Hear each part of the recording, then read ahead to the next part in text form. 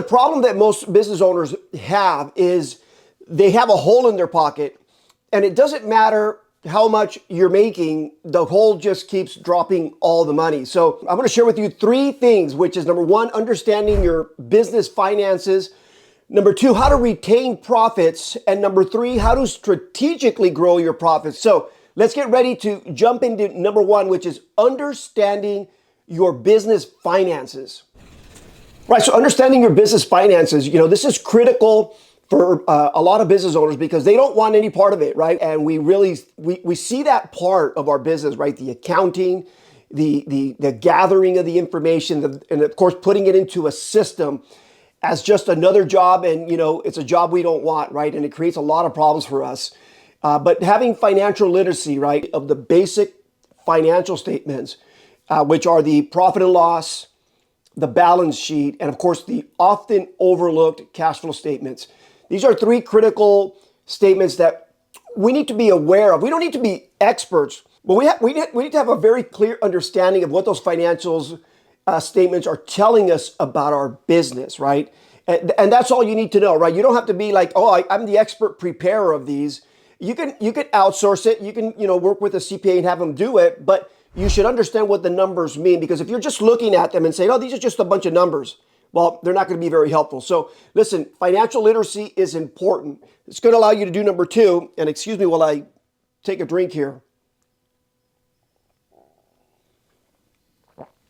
And if you're curious, this is bamboo rum from the Caribbean. Really super smooth and super sweet. Number 2, as I mentioned, the 3 financial statements, what are they for and how do we use them? Well, we use them to track financial metrics, right? We need to look and see of the money that we're earning, where is it going? When we start looking at, financial statements and those metrics, we're going to be able to make a lot better decisions. And listen, it doesn't take a lot of tools and resources, right? Part of this, number 1, of understanding your finances. QuickBooks is a software that you can use, very affordable. Xero is another software, right, for small business owners. It's very affordable. And number 3, which is an equal alternative, is Excel. Right, just create some Excel spreadsheets that are allowing you to track what your revenues are, where your money is going.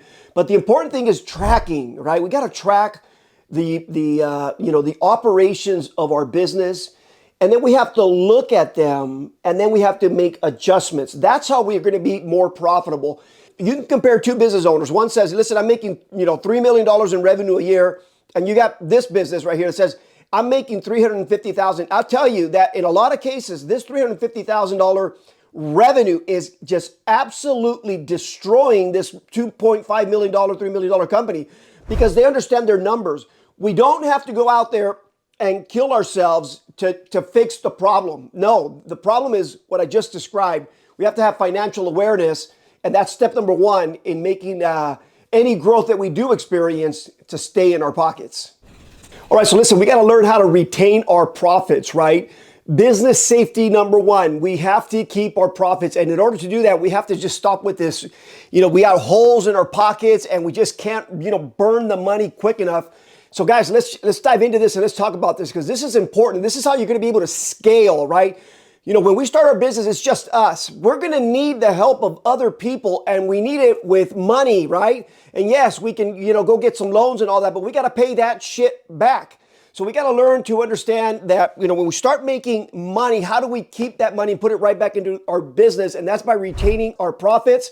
And that is so crucial to the longevity of our business. And that's what we all want. We want a business that's going to stick around for the long haul. We're quick to spend, money that we shouldn't be spending. Sometimes we see the new gadget, the new computer, the new iPhone, the new iPad, all this new stuff that we're just buying it because it's the new thing and we really don't need it. It's not giving us any better efficiency, any better productivity. It's not making us any more money. So that's got to stop. How do we solve the impulse buying, right? How do we solve the, I've got money, I'm going to make more tomorrow, let me go spend it? Well, here it is. Number 1, budget for profit. We have to look and say, how effective are we being with what we're selling, the product that we're developing? We need to understand all of that stuff so that we know, listen, of everything we sell after the direct costs and after all the selling, general and administrative expenses, this is how much we're going to have. We're going to have $1 left over. Number two, we have to invest wisely. So we have to be more strategic with our business purchases in terms of the long-term goals that we have. Number three, building reserves. We are in control of our business. We are in control of the things that we produce. We are in control of the people that we hire, but we're not in control of the world. We're not in control of the macroeconomics of the world, right? Those are things that we cannot control, but those are things we have to be ready for. And how are we ready for them? Well, we're ready for them by preserving our profits, making strategic purchases, making sure that we're building a cash flow. So when there is an unexpected bump in the road, listen, whether that's external or internal, we have to be ready for that, because when we're not, it's catastrophic. It sets us, in a month, we can lose 3, 4, 5 years of growth because we weren't ready for it. So again, profits, manage them. And it's really, really going to help you in that process of growing your business. All right, we also have to start considering, expansion, right? Because we need to scale. We need people, we need equipment, we need a whole bunch of things to allow for that growth to happen, right? But we need to say, are we going to do this, impulsively, or are we going to go through, smart expansion planning, right? Not the quick rushing to expand because there's money coming in.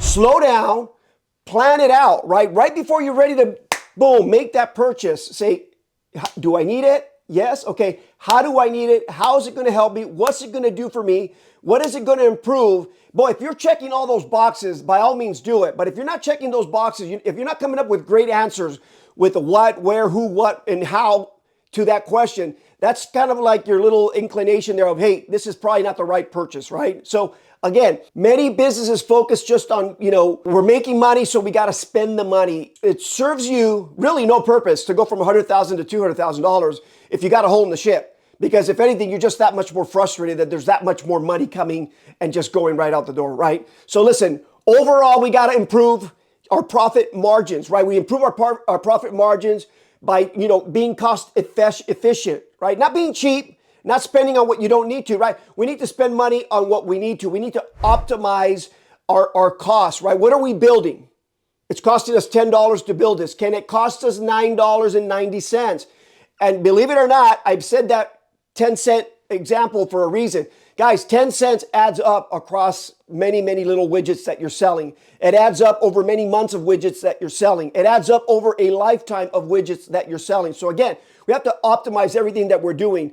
We have to, develop models where we can scale and don't strain your resources. Sometimes we want to boom, we want to hit the home run, right? I'm building this little engine here, and now I want to build this great thing, and we're not ready for that. And we put so much demand on our cash reserves. We put so much, demand on all the resources, our, money, our tooling, our team, and it really sets us back, in a very, very negative way. And again, here's another thing we need to explore is diversification, right?